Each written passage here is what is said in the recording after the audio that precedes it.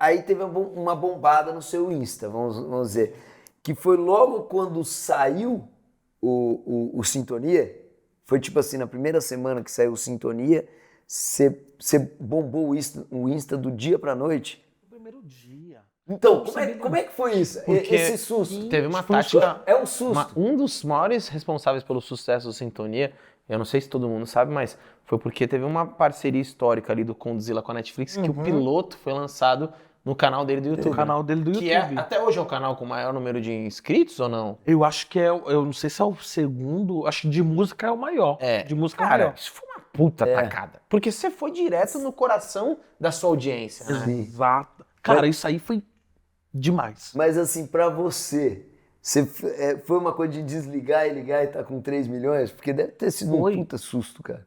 Que doideira. Gente, pra mim foi uma parada muito, muito louca, porque assim, imagina, eu já não, né, essa coisa que você falou do ofício, eu sou apaixonado pelo ofício, pelo que eu faço, eu sou apaixonado por atuar, por pegar um texto e olhar e falar que porra que esse cara queria quando eu tava escrevendo isso daqui, o que esse cara cheirou pra botar um bagulho desse, que a gente não sabe traduzir interpretação e emoção e sentimento. Então, pra mim, eu gosto dessas piras, entendeu? Eu gosto de ficar sem dormir à noite tentando entender aquela palavra, porque o cara usou aquela palavra, sacou? De entender contexto, de história.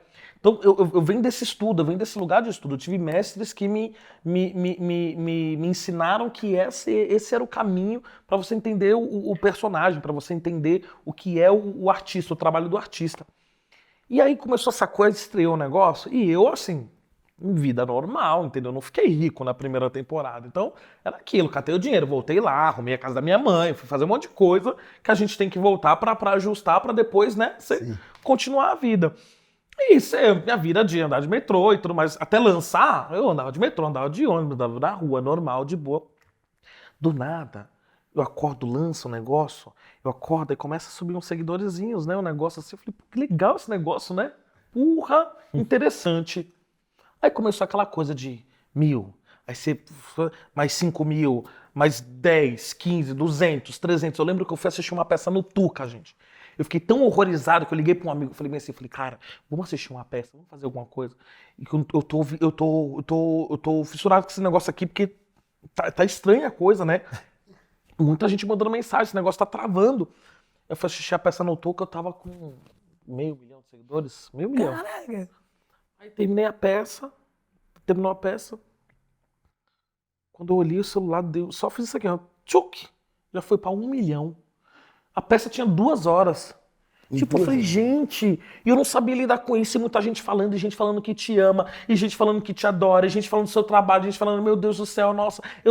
Então, era uma coisa de sensação, eu não conseguia, aí eu dei de querer responder todo mundo, não conseguia. Isso no primeiro dia que lançaram? Isso no primeiro dia que lançaram, na primeira semana, não, isso aí foi um dia que aconteceu na primeira semana, mas o primeiro dia foi uma coisa absurda, assim, absurda. E eu ligava pro povo, tentava falar, e eu não conseguia ver mais nada na internet. Então, pra mim, foi surreal. Eu não sabia lidar com isso, entendeu? E gente querendo me mandar coisa pra minha casa, me pedindo endereço. Eu falei, gente, isso aí é seguro mesmo? E a pessoa parava na rua, as pessoas paravam na rua, não sei o que lá. E aí, do nada, eu já não conseguia mais andar de metrô, eu já não conseguia mais andar de ônibus, eu já não conseguia andar na rua. E eu comecei a ficar um pouco mal com isso.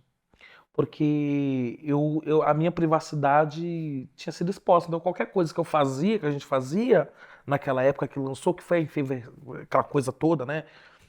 O fervo, era notícia, era site de fofoca. Ai, fulano de tal é visto na padaria fazendo não sei o que lá. E saía no site de fofoca. Falei, gente, quando que eu visto no metrô é notícia pra alguém? Christian Marleiro estaciona carro no Leblon. Estaciona carro no Leblon. Era uma parada assim. E eu falava, meu Deus do céu, não, gente, eu não sou exemplo pra ninguém, posso ser. Eu chegava num lugar, na época da pandemia, a máscara foi algo que me deu uma safada, sabe? Nesses lugares assim que tinha máscara, então distanciamento. Porque aí eu consegui voltar a fazer outras coisas que eu, né? Tipo, ir comprar as coisas, tudo mais e tal. Só pra eu recapitular, então, a pandemia 2020, a primeira temporada lançaram quando? 2019? Ah, entendi. Então foi uma coisa assim que eu voltei a fazer coisa. Então eu não podia mais andar. E aí, aquela crise, né? Porque assim, eu não conseguia andar de metrô, porque todo mundo vinha em cima, mas eu também não fiquei rico pra ter um carro. Isso, eu ia falar sobre isso. Porque ainda era a transição de um lugar. Tá bom, você ganhou, a gente sabe, ganha pra uma série, que dá pra pagar um monte de conta e tal. Mas é isso, ninguém fica rico com isso. Só que ao mesmo tempo o sucesso ele não equivale a esse lugar, né? Exato. Eu comecei a ficar meio neurótico. Gente, como assim? Eu não posso pegar um busão, mas eu também não posso viver pegando Uber. Qual que é a medida? Qualquer medida. Com 3 milhões de seguidores, né, cara? E 3 milhões de seguidores. Aí vem aquelas coisas na cabeça. Cada um der R$1, você tá milionário. Cada um der R$1. Cris é visto pedindo carona, né? Ele não tem mais uma solução, ele tá aqui, ó. Cris faz campanha de Pix solidário e muda de vida radicalmente. Vai comprar um Fiat Uno. Cara, eu comprei um Fiat Uno. Então eu comecei a entrar numas coisas assim. E aí, gente chegando na rua, te amo. Você mudou a minha vida. E o cara, não sei quem é você, bicho.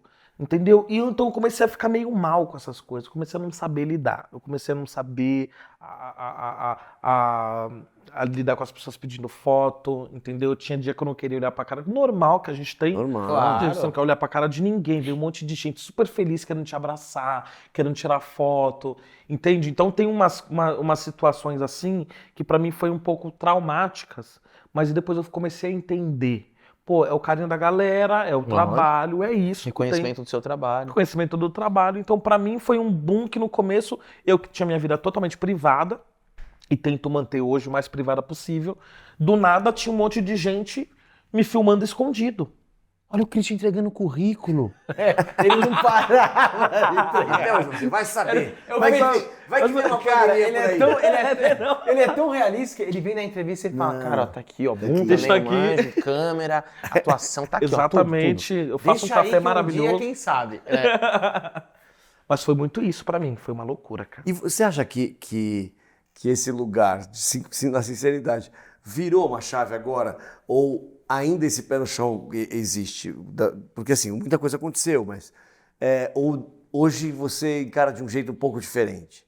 O que é essa questão? Não, de você ainda sacar que, cara, o buraco é mais embaixo mesmo. Pode ser um filme amanhã, mas tá tudo certo. Não, o buraco é totalmente mais embaixo. Pra mim, assim, Porque é fácil de deslumbrar, né? é fácil deslumbrar. Sair do cara. chão, por mais que você queira fincar, é difícil, né? Que você começa a lidar com coisas. E tem muita gente que fica ali no seu ouvido trabalhando nessa coisa, às vezes, do cara, você tá num outro lugar. Mas eu deixa acho- Exatamente. mas Isso eu é acho que uma essa ótimo, questão- você é maravilhoso. É uma cagada. Isso é uma cagada. Mas eu acho que a questão do deslumbrar é muito louco, né? Mas e isso a gente acompanha, né? É a questão de você saber até onde você pode gastar o seu dinheiro. Eu acho que a questão financeira também tem muito a ver com isso, entendeu? Aham. Porque assim, o que acontece, e a gente tem vários amigos, e a gente tem, que é assim, meu, é fato que você tem trabalhos e tem trabalhos e tem trabalhos e trabalhos. Mano, os caras pegam um trabalho e já saem gastando como se tivesse. Isso é para Exato. qualquer um, isso é para qualquer brasileiro. E pra gente é muito isso, porque nós não somos, vou pegar no ponto, registrados. Nós não somos autônomos. Não somos assalariados. mas é mais que- Às vezes com cachês pontuais. Então eu acho que a questão, eu Exatamente. sei que o deslumbre, Lahan, mas uma coisa está ligada à outra. Você tem que trabalhar a sua educação financeira. Isso é fato. Porque se você tem uma educação financeira condizente, que você fala, mano, eu tenho ali um capital de giro, eu tenho não sei o que, não sei o que.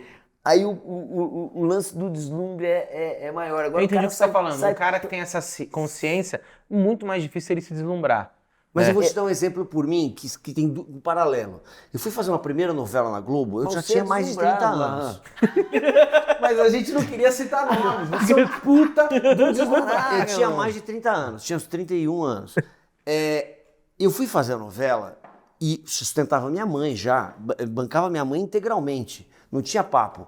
Ok, a minha mãe morava comigo, eu fui pagar um apartamento para eu ficar e papapá. Eu falei, mãe, você não vai sair daí não. Você não vai sair quando acabar essa novela, sei lá o que vai acontecer. Não vou, vende. Não, eu falei, nada disso. Fica aí, eu vou ficar lá e vou entender qual é que é. Então, eu tinha essa questão financeira neurótica, porque eu tinha muita gente dependendo de mim.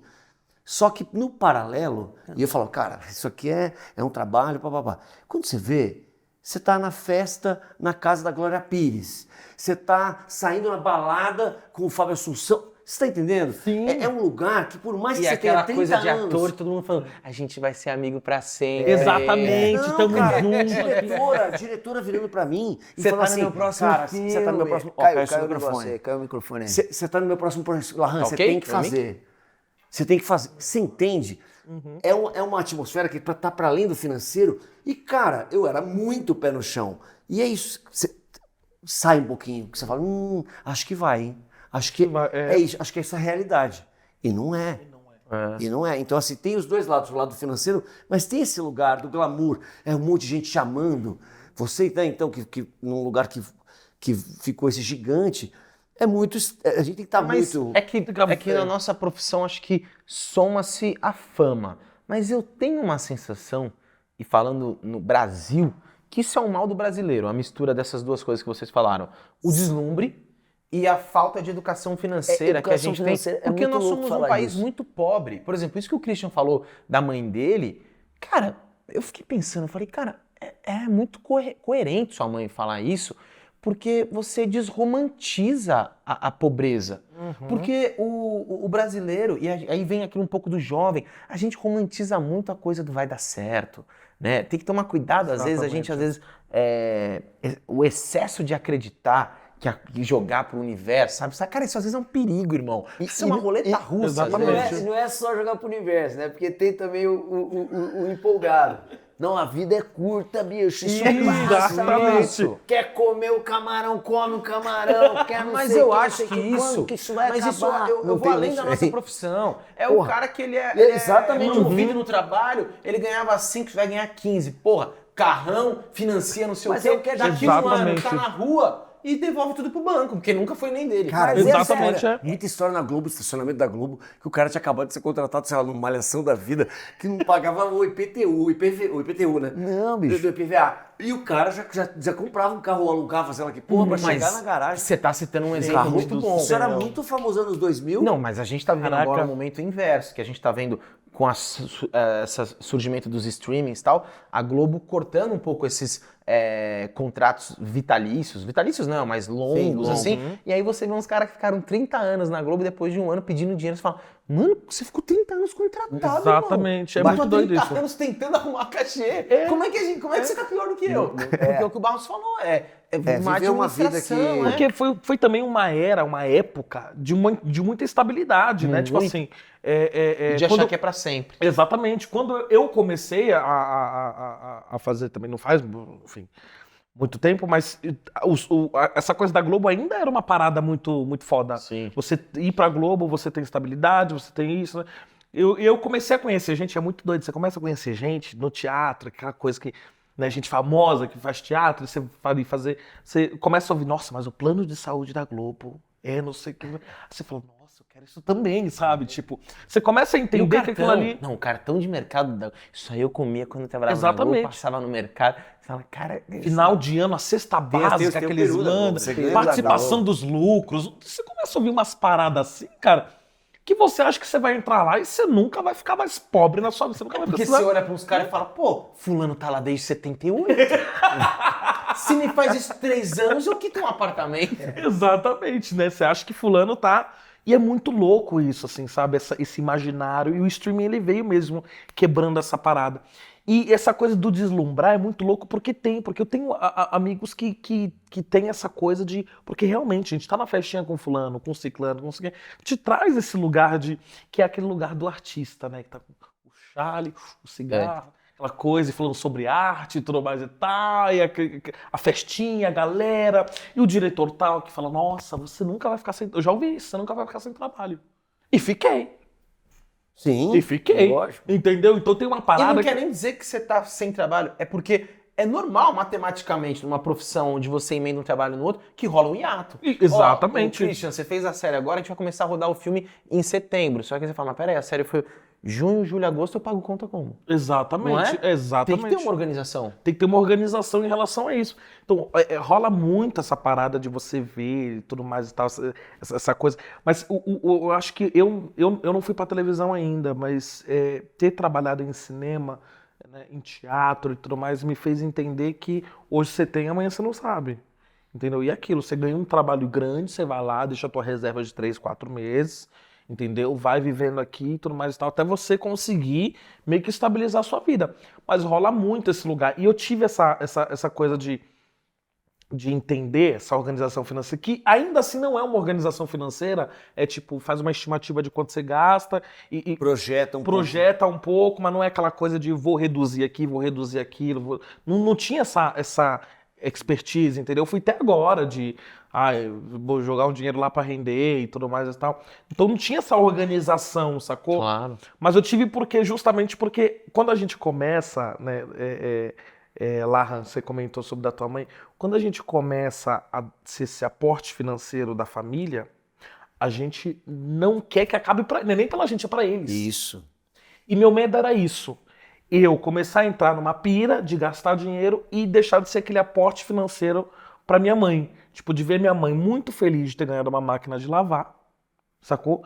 E depois não poder dar uma outra pra ela, ou não poder dar, sei lá, uma Ou mesa. não pagar a conta de luz. Ou não pagar uma Fica conta lá de com a luz. máquina de lavar estacionada. Sacou? Minha mãe, tipo assim, ou não ter um dinheiro de coisas básicas. Então para mim sempre foi uma organização de organizar financeiramente, de sempre guardar um pouco, não por mim. Eu sei que eu me viro mas pela minha mãe. Então é muito louco isso, porque eu sempre tive essa motivação para ter um mínimo de reserva financeira. Mas é legal porque também te motiva para ser um cara equilibrado, né? Exatamente. Porque não é que você vai jogar, torrar com futilidade, não sei o que, você tem um pensamento ali, ó. E aí no Natal você chegou pra sua mãe e falou assim, ó, quem deu essa máquina de lavar não foi Papai Noel, não.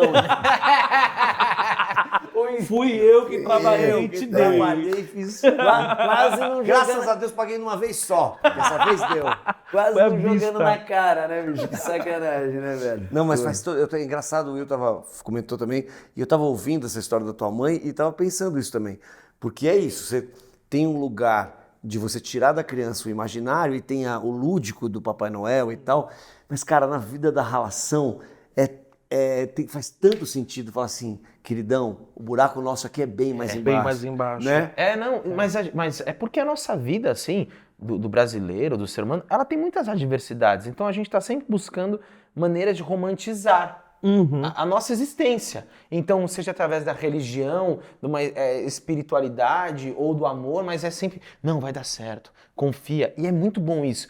Mas se você não dosar, irmão, você tira o pé do chão e fudeu. Você terceiriza, cara. Isso. Você terceiriza, você joga pra Deus, joga pro universo. E é muito delicado, porque é legal você ter sua fé, claro, senão você não levanta da cama. Mas se você não tiver o pé no chão, é tipo assim, mano, você deu um tiro no escuro e aí, velho? Exatamente. Tanto que tem uma parada também que eu acho muito interessante. Eu gosto de falar essas coisas porque isso diz muito quem eu sou hoje, entendeu? Da minha mãe, ela...